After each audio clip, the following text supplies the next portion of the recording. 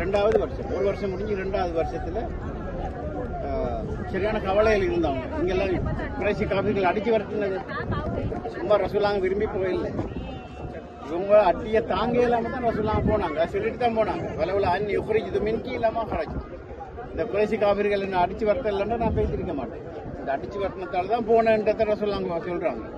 அவ்வளோ கஷ்டப்பட்டு போனதுக்கு பிறகு மனசுக்குள்ள ஒரு வேதனை ஒன்று இருந்த இந்த காணி பூமி முழு சொத்துமே இவங்கள்ட்ட அவங்களை வெறும் கையோட ஆதி அனுப்பினதான், எந்த ஒன்றும் எடுக்க விடல.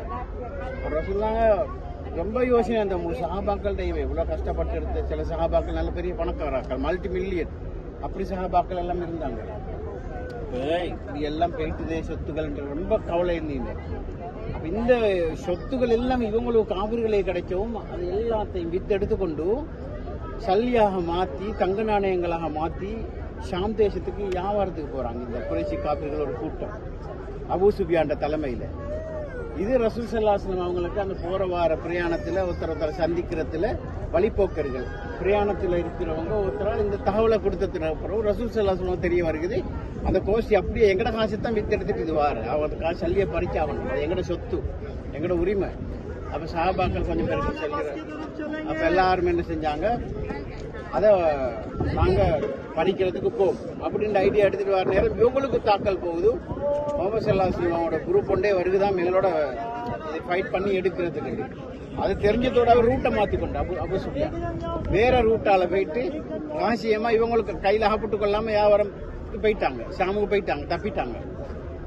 நபி ஸல்லல்லாஹு அலைஹி வஸல்லம் பார்த்து திரும்பி வருவார் தானே, சாமான் எல்லாம் இதை கொடுத்து போட்டு பண்டமாட்டு வியாபாரங்கள் இது இங்கிருந்து கொண்டு போட்டு அங்கே கொடுத்து போட்டு அங்கிருந்து அந்த காசுகளுக்கு அப்ப 1000 ஒட்டகத்துல 50,000 தங்க நாணயங்கள். அப்ப 50,000 பவுன் தங்க நாணயம்ன்றது அந்த நேரம் ஒரு பவுனைத்தான் ஒரு காசா செய்யுது. அவர் காசு ஒரு பவுன். அப்ப 50,000 சொன்னா அவ்வளவு காசு இந்த சஹாபாக்கள் வசதியா இருந்த சஹாபாக்கள் 1000 ஒட்டகத்தில் 50,000 பவுன் பொறுமதி வாய்ந்த சாமான்கள் எல்லாத்தையும் அந்த இதுல ஏற்றி கொண்டு வருகிறது. இப்ப ரசூலுல்லாஹ் ஐடியா பண்ணாங்க, எல்லாரையும் பேசி இதை கட்டாயமா இதை பறிச்சு எடுக்கணும். அப்ப அப்படியே ஒரு இது வார நேரம் திருப்பி மக்காவுக்கு இவங்களோட தகவல் போகுது, முகமது ஸல்லல்லாஹு அலைஹி வஸல்லம் பட்டாளம் வருகுதான் எங்கள்கிட்ட இருந்துச்சு இந்த பொருள்கள் எல்லாத்தையும் களவிடுறதுக்கு. ஏன்னா அவங்களும் யாரும் வந்து களவு எடுக்கிறதோ பகிரங்கமா பறிச்சு எடுக்கிறதோ பைபாஸ் பண்ணி எடுக்கிறதுக்கும் அவங்க விருப்பம் இல்லை. ஏன்னா அவங்களும் களவெடுத்த சாமன் உண்டே, அதனால அவங்க இன்னும் அதால முன்னேறணும் தான் பார்க்காங்க. ஆனா சஹாபாக்களுக்கு கவலை எங்கள்கிட்ட இருந்து போனது நாங்க எடுத்துருவோம். ஆனா அது கடைசி வரை கிடைக்கவும் இல்லை, அவரும் தப்பிட்டாங்கள போனா. இப்ப இந்த இப்படி வாராங்கன்றதை கேள்விப்பட்டு வியாபார கோஷ்டி எப்படியோ 50,000 பவுனோட 1000 ஒட்டகங்கள்ட பாரம், 1000 ஒட்டகம் அந்த பாரத்தை சுமந்துட்டு போகுதான். அது அட பாட்டில் போயிட்டுது. இப்ப குறைசி காபிர்கள் எதிர்த்து நின்று இவங்கள நாங்க விடப்படாது, சும்மா விடப்படாது, எங்களையா இவங்க அடிச்ச வாராங்கன்னு சொல்லி போட்டு எதிராக நின்று யுத்தமாகவே அமைஞ்சதுதான் இந்த பத்ர் யுத்தம். அப்ப பத்ர் யுத்தத்துக்கு இப்ப நாங்க 6 ஹவர் கிட்ட வந்திக்கிறோம் தானே, பிரயாணம் ரசூலுல்லாஹ் நடந்து தானே வந்திக்கு இவ்விடத்துக்கு. மதீனாலிருந்து ரசூலுல்லாஹ் வந்து காபிர்கள் வந்து மக்காலிருந்து வந்து. அப்போ நாங்க இப்ப மக்கால இருந்து இது வந்துச்சு 5 மணி தரம் இங்க வந்து சேர்ந்து பல நீண்ட சம்பவம் இருந்தாலும் ஒவ்வொரு இடத்துல வந்து தங்கி வந்து இந்த இடத்துக்கு வந்து சேர்ந்தாங்க. இவ்விடத்துல பத்ர் யுத்தம் நடந்தது. எத்தனை பேர் பகைவர்கள்? அவங்களோட வந்து 3000 பேர், அவங்களோட 1000 பேர், இவங்க 313 பேர்.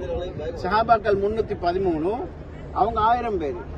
1300 வந்து அதுல 300 திரும்பி போனதுக்கு அப்புறம் 1000 தான் மிச்சம். அந்த 1000தோட இவங்களுக்கு இப்ப நியாயமா சண்டை இட்டாம வெள்ளையிலுமா அவங்க 1000 பேர் ஈக்கச்சல அவங்கள்ட்ட 100 குதிரைகள், 100 வாளுகள், 100 இந்த ஆளுக்கு ஒரு வாள் மணி, 1000 பேருக்கும் ஒவ்வொரு வாள். அப்ப போர்க்கவசங்கள் 100, ஒட்டகங்கள் வந்துட்டு 1000 ஒட்டகம், ஒரு ஆளுக்கு ஒரு ஒட்டகம் மணி. ஒரு நாளைக்கு 10 ஒட்டகம் அறுத்து சாப்பிடுவாங்களாம். அப்ப ரசூலுல்லாஹ் கணக்கு போட்டாங்க, ஒரு நாளைக்கு 10 ஒட்டகம் சாப்பிடுறது 1000 பேர் ஈக்கணும் பண்ணி. போயிட்டு எண்ணி பார்த்தா 1000 பேர் ஈக்கிறாங்க. அவங்க 1000 பேருடைய 300 பேர் சண்டைடுறது நியாயம் இல்லை, எப்படியோ தோல்வியாகிறதுதான். ஆனால் அல்லாஹ் தஆலா இதான் முதல் யுத்தம், இஸ்லாமிய வரலாறுல முதலாவது யுத்தம் இதுதான். அல்லாஹ் வெற்றியை கொடுத்தான். எப்படி வெற்றியை கொடுத்தான்னு சொன்னா, மலக்குமார்கள் அல்லாஹ் தஆலா அனுப்பினான். இந்த கொஞ்சம் பேர் 300 பேர் 300 பேரோட அடிச்சுக்க போறேன்னு என்ன நடக்கலாமே இல்லை. அல்லாஹ் தாலா என்ன செஞ்ச உதவி பண்ணினார். 3000 இந்த 1000 மலக்குமாறு முதலாவது, 3000 மலக்கு இரண்டாவது, 5000 மலக்கு குர்ஆன்ல வருகிறது. 3 விதத்துக்கு அல்லாஹ் தாலா பட்டாளமா மலக்குமார்களை இங்க இறக்கி மலை ஒன்றுக்கு வந்து இறங்கினாங்க. இப்போ அந்த கடைசியாக நாங்கள் போச்சு அந்த மலையை போய் பார்த்துட்டு கொஞ்சம் ஏறிட்டு போயிடும். வெறுமனே மணல் மலை அது மாதிரி மலை நீங்கள் கண்டிக்க மாட்டேங்க. வெறும் சீனி மாதிரி சீனிக்கு தான் சின்ன சீனி, பெரிய சீனியும் இல்லை. கடல் மணல் அரிச்சால் வரும் சின்ன மணல், அதாலே ஒரு மலை. அது ஏற கஷ்டம், கொஞ்சம் புதையுத காலுக்கு. ஏறிட்டு இறங்குவாங்க. அவங்களுக்கும் டைம் ஒன்று தார போய் டக்குன்னு போயிட்டு பார்த்துட்டு அந்த மலை பறக்கத்தான ஒரு மலை. மலக்குமார் அல்லாஹ் தாலா அதில் தான் இறக்கி அந்த மலையிலிருந்து அந்த சைட் அங்கிச்சு மலையிலிருந்து ஓடி வந்திருக்காங்க. ஓடி வாரது ஒன்று அவங்களுக்கு பறந்து வரையிலும் இறக்கைகள் இருக்குது. இவரத்துக்கு வந்து முழு பேருக்குமே பாதுகாப்பு கொடுத்து அவங்களோட கைகள் நிற்க வாள்கள் எல்லாத்தையும் வெட்டி இவங்க வெட்டுற மாதிரி இருக்குது. ஆனால் அவங்க தான் வெட்டுற. அப்போ அது அவங்களுக்கு உதவி எப்படி வருதுன்னு சொன்னா, சஹாபாக்களே காண்றாங்க, அவங்களுக்கு பக்கத்திலே இருக்கிற எதிரி இவங்க வாழ் ஓங்காமலே அவரோட வாழ்ல கழுத்து வெட்டி பனியை உருண்டுட்டு போகுது. அந்த அளவுக்கு உதவி செஞ்சாங்களா. மினுங்குது, வெள்ள பளிச்சுன்னு மினுங்குற அளவுக்கு வாழ் அங்கும் மிங்கும். இது மலக்குமார்கள் கொண்டு வந்த வாழ். 1000 மலக்குமாறு வந்து இவங்களுக்கு உதவி பண்ணின ஒரு இடம் தான் இது. அந்த மலக்குமாறு இறங்கின மலை தான் ஜபலுல் மலாய்க்கான்னு சொல்லி அது பேரு, மலக்குமார்களுடைய மலைன்னு சொல்லி. அப்ப யுத்தம் நடந்த இடம் இது. அதுல 313ல 14 சஹாபாக்கள் கொலை செய்யப்பட்டாங்க. 14 சஹாபாக்கள் கொலை செய்யப்பட்டாங்க. அவங்க தான் பத்ர் சுஹதாக்கள். பத்ர் சஹாபாக்கள் 14 பேர். அந்த 14 பேருடைய கபிரிஸ்தானம் மிக்க பக்கத்துல. இப்போ அங்கனோட்டக்கும் போயிட்டு நாங்கள் சலாம் சொல்லிட்டு போவோம். அப்படி அப்போ சலாம் சொல்ல போகிற இடத்துல இந்த 14 பேர்டையும் பட்டியல் ஒரு ஞாபகார்த்தமாக ஒரு பெரிய சோரொண்டு கட்டி அதில் அழகாக 14 பேர்கிட்ட சஹாபாக்களோட பேர்களையும் பதிஞ்சிருக்கிறாங்க. அவடத்துல அவங்க மக்பராய்க்கு நாங்கள் இன்ஷால்லா அவருக்கு போயிட்டு சலாம் சொல்லிட்டு போயிடும். அப்போ சஹாபாக்கள் மௌத்தானவங்க 14 பேர் மங்களடக்கம் செய்யப்பட்ட இதில் வந்து 70 பேர் சிறைபிடிக்கப்பட்டாங்க. இன்னும் 70 பேர் கொலை செய்யப்பட்டாங்க காபிர்களில் கொலை செய்யப்பட்டவங்க முக்கியமான ஆட்கள். அந்த வெதகத் பார்ட்டின்ற விஐபி பார்ட்டி மாதிரி அப்படி உள்ள ஆட்கள் தான் அபூஜகல், உத்துபா, உத்தைபா, அது மாதிரி முக்கியமான ஆட்கள் இதில் எல்லாம் கொலை செய்யணும். ரசூலுல்லாஹ் யுத்தம் நடக்கிறதுக்கு ஒரு சில மணித்தியாலங்களுக்கு முன்னால சஹாபாக்களை கூட்டிட்டு அவங்க ஒரு அசா ஒன்று எடுத்துட்டு இப்படி ஒரு வட்டம் போடுவோம். இவற்றில் அபூஜகல்கிட்ட தலை வைக்கும். நாளைக்கு அவற்றில் இவற்றில் தான் அவங்க கொலை செய்யப்படுவார். ஈன உத்துப்பாடது அழைக்கும், அதில் உத்தைப்பாடது அழைக்கும், ஈன ரபியாடது அழைக்கும். 3-4 இப்படி வட்டம் போட்டு காட்டி ஒவ்வொருத்தர பேர்களை சொல்லிக்கிறது. அடுத்த நாள் யுத்தம் முடிஞ்சு பார்க்குற நேரம் அந்த ரசூலுல்லாஹ் எவ்வளத்துல வட்டம் போட்டோ அவ்விடத்துலேயே அந்த அவங்களோட தலை இருந்துச்சு. அபூஜகல்ட தலை இவட்டில் மட்டும் அவ்விடத்துலேயும் எங்கேயுமே இடம் மாறல. இது யுத்தம் லேசாக நடக்கும். கஷ்டத்துக்கு மத்தியில் நடந்தது. எப்போ நடந்தது? பசியோட பட்டினியோட நோம்பு நேரம் இல்லை. ஆரம்பித்தது வந்து பத்ரு எத்தனையாவில் இந்த நோம்புல நாங்கள் பத்ரு பயன்கள் வைக்கிறேன். 16 அண்டு பின்னேறம் 16 நோம்பை திறந்துட்டு 17 அண்டு ராவ்.